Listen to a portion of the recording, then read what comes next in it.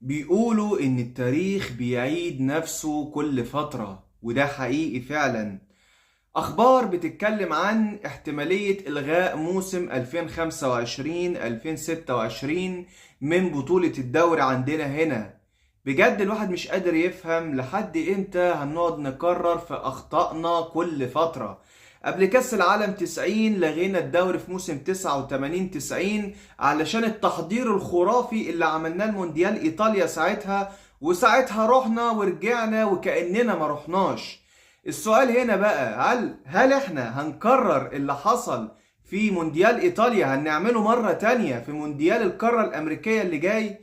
طبعا ده نتيجة العشوائية وطبعا سوء الادارة اللي موجود في المنظومة اللي بتدير الكرة هنا في مصر.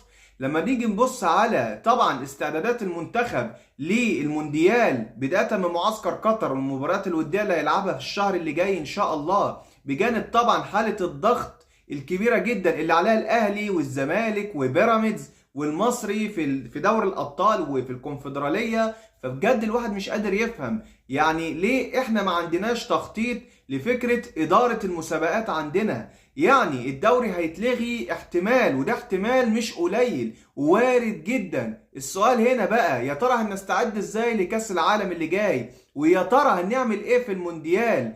الأسئلة دي إجابتها هتكون في الأيام اللي جاية أكيد، ولكن يفضل العك هو أسلوب إدارة المنظومة اللي بتدير الكرة في مصر عامة.